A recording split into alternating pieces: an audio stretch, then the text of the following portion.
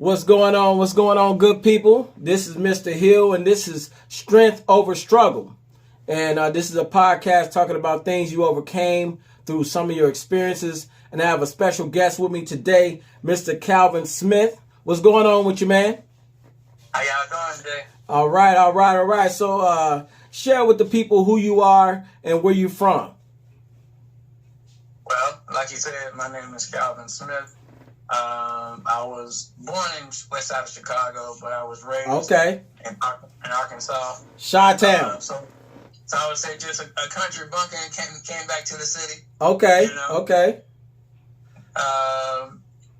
other than that, I mean, I'm married now. I got 6 kids. I bought a house.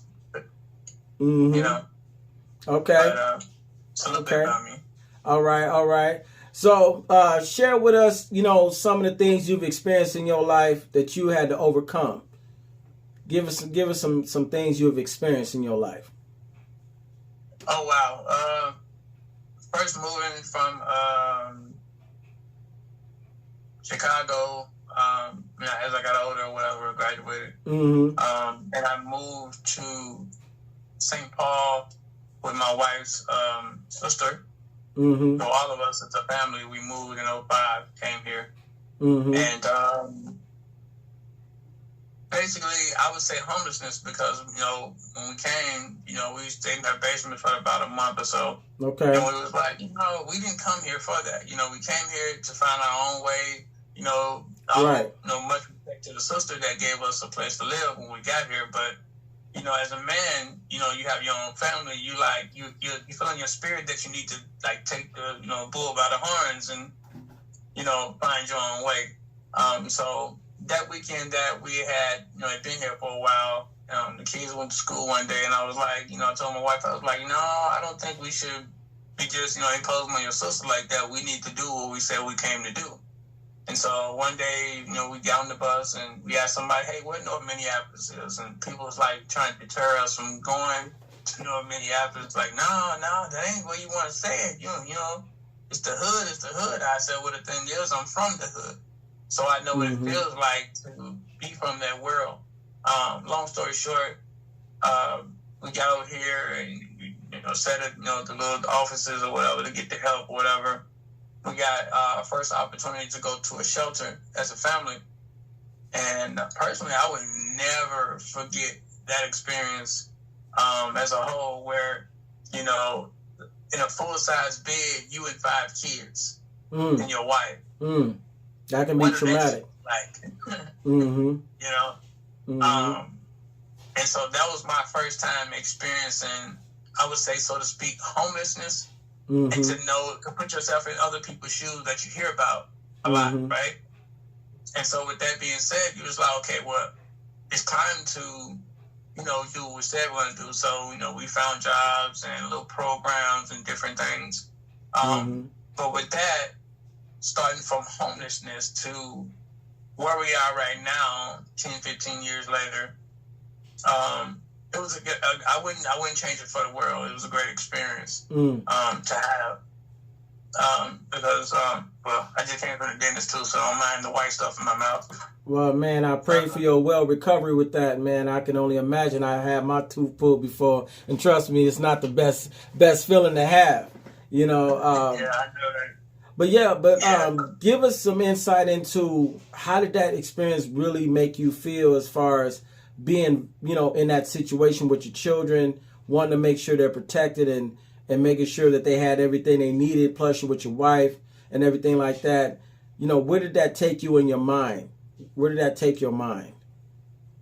Well, hearing about other people being homeless and actually going through that same experience, to know what it feels like, coming from hearing it your whole life, watching it on TV shows, and people talk about it. And for you, if you already got a home, you chilling, in front of your fireplace and all that stuff, it's not the same as actually being there. Yes. So, us experiencing that, for me, it strengthened me as a person to say that even though I'm going through this, I don't never want to be here again. Right. Not to say that you couldn't go back because of the fact that, you know, trials and triumph and stuff, things of that nature that would put you back in that place. We had a thing where I would hear people, you know, complaints about how they treat you in the shelters, how they do you in certain different aspects of homelessness. And for us to go downstairs and have to get a little bag of washing powder and a couple Pampers and some Q-tips, and it's like a control type thing. And for me, it felt like something that I never experienced, prison. Mm-hmm. And so I was like, oh, wow, this is what this feels like? I was like, So I felt, this ain't for us. So, you know, yeah. So going to some of the things that you did for yourself while you're dealing with that situation and trying to keep everything balanced, you know, for the family, what did you have to do? What strategies did you use for yourself? Well, in there, they give you like this intake worker, and they give you a rapid exit worker. So rapid exit worker person, their job is to help you find a place, you know, with the program that will help like pay your bills or whatever. And so for me, it felt like for me that my rapid exit worker wasn't doing her job. Now I can't complain on somebody. I don't know what their job is, but from my understanding, I looked up rapid exit worker, and it said a person that facilitates or help you move forward, so to speak. Right? And so I was like, okay, well, if that's the case, then I did more for me than she did for me, and she get paid for it. Yeah, I bet that can be frustrating. I found our first program. I found, you know, who to talk to. I talked to the president, execs of the program. So I took this extra step to find out who I'm dealing with. Not just going to a program and thinking it's going to be okay. And when I found out the program we were dealing with, the person had integrity. They cared about others. They did a lot of, you know, philanthropy work. So I ain't just going to a program because I wanted to or because I can't. I did it just to say, okay, well, I think this is a program for us, so we need to like move forward. And so we moved that day, and I'll never forget that, you know, we moved with, you know, like 2-3 suitcases or whatever, one more than what we came with when we first came. It was the best feeling ever to actually have your own place. For the first time. Like to know what it felt like. I mean, we came from actually a crib, whatever, but it wasn't like this. It was like, it's like a new environment, new things, new excitement. Because it's like, it's mine. Like my kids, they like, Dad, we can move into our own place. We ain't got to live in that room no more. And so you the feeling of seeing your kids excited about something that's just minute to others. But to you, it's a big thing because it's like, I accomplished this. Me and my wife, we did it together. It's a victory. You know, the two-parent household that we don't talk about. You know what I'm saying? And so, for us, we were just geeks. Like, the whole day, like, you know, we didn't have to much to get or whatever. But, you know what I'm saying? Just to have the opportunity to say that it's possible. And know what it feels like to say, okay, we overcame that hurdle. Like, what's the next one? We need furniture. They have programs for that here. But you have to find those programs. Nobody is going to tell you this stuff. Some people will, some people won't. But for me, I love to research. My bad. It's all good. It's all good. We live in real life. Real life. This is a real life. This is what life happens when you try to hold on. There's nothing wrong with it. You know, we go through it. Yeah, we go through it. Yes, sir. Yes, sir. So, you know, let me ask you this. What would you give to somebody else that may go through the same experience you went through, and how would they be able to help themselves stay mentally, spiritually balanced in that time, you know, without going crazy? What is something you can give to somebody for that? Well, positivity. You say it like that, yeah. Mm-hmm. I would say stay focused on your goals. Your goals is the first thing is to get out of there. Mm-hmm. And whatever shape, form, or fashion that is, to say, okay, we're here for a reason. Mm-hmm. To start over, have a new life,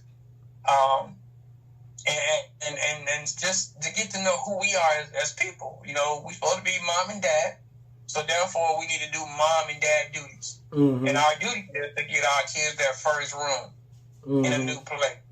Mm-hmm. So that's what we did. We overcame that hurdle. You know, they had one room for bunk beds, but it was what it was. Mm-hmm. It was more than what we deserved at that point, from where I see it, because we didn't have to have that opportunity. Mm-hmm. So because of that, mm-hmm. I was just excited. I was calling everybody, man. We got our first program. Like, we just won $1 million in the sweepstakes. You feel me? So let me ask you this: so is your family a praying family, or how do you keep yourself spiritually balanced? I would say we're definitely praying, meditating, mm-hmm. trying to keep our balance right. Mm-hmm. You know, because with all this, you know, so-called you should do this and you should do that. You know, you know what works for you. Right. I can't say what works for you. I gotta go off of what I know and what my experiences is or what I've been through. Mm-hmm. But the thing is, a lot of people have not found themselves, so to speak, far as spiritually, mm-hmm. far as their mindset, or just having the understanding of saying, okay, kids, you know, we're not gonna put you through what our parents put us through. Right. Separating early and not loving on you or giving you free range to be who you are with boundaries. Right. You know, so our kids, you know, they're not on drugs, they're not hurting people, they're not in the streets, they're not in gangs, blessing. They're not. That's a blessing. You know what I'm saying? So mm-hmm. there's when you say, you know, big things is possible, I know it is. Mm-hmm. So it's not saying that my kids are better than nobody else. I'm just saying that I tried to raise them better than what I went through, if that makes sense. Mm-hmm. You know, my parents, and I can say this freely, that, you know, they stayed together for us. My wife's parents stayed together just because they needed to stay together, because that's what, you know, mm-hmm. parents are supposed to. But we so stuck on seeing these reality shows that's not, they're too far from reality. It's a reality show for what? Because it's an entertainment, I would say. Everything that's happening right now is entertainment. It's not reality. Mm-hmm. Mm-hmm. So we need to understand the difference between two. When you're watching something, that is fiction. That is something that to keep mm-hmm. your mind focused on what you're watching. But when it comes to reality, that shelter scene, that was real reality. Yes. That was a hard situation for you to go through. And I commend you for keeping yourself balanced and keeping your family balanced through the storm, because, you know, that's a hard thing to do. So I only can imagine your experience in that situation, you know, and I just want to thank you for sharing your story and your experiences with us today, because right now people need to see how you overcome things and how you make miracles happen through hardship and, you know, different things you face in your life. So I appreciate you coming on to the show, man. You know, and is there anything else you want to give to the people, you know, moving forward? Well, I got many stories. Hopefully I'll be able to come back on and give you some more. We can always make another episode. There's no worries. Yeah, that's what's up. Maybe I'll be more cleaned up and cut here and there back there. Oh, you good, man. We human. You know, we good, man. You looking fresh, okay? You know, that's another thing I wanted to say. Go ahead. People, I was just thinking when you had messaged me about the interview, I was like, man, I don't look good. I ain't got my hat on, my job. But you know what? Some people really need to see the real life Yeah, I like it. I like it. I like it real raw, man. I don't believe in the makeup, the Hollywood. I don't want no fiction. I want you as you are, you know, and that's what's real. You know, I don't like the made up situations. I want something that's real. So I appreciate you taking your time out of your day away from your family to really do this and share your experiences is really needed in our community today to build that strength that we can overcome many obstacles in our lives and come out positive with a good spirit and a good nature, you know, and you know, and that's what's really important. So that's what this show is about, you know, strength over struggle. You know, we still strong no matter what we go through. So I really commend you, man. I appreciate you and much blessings to you and your family. And this is another episode, man. I appreciate everybody tuning in with us. And we'll have another episode coming soon. All right? God bless, man. God bless everybody. Peace out. Peace out.